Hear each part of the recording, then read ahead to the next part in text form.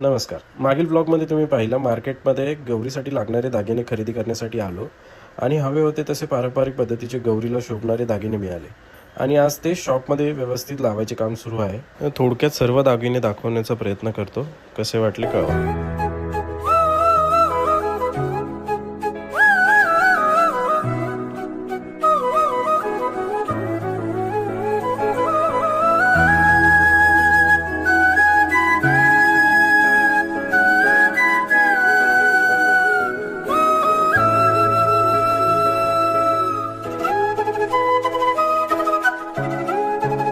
तुम्हाला जर कुठला दागिना आवडला असेल तर स्क्रीनशॉट काढून DM करा.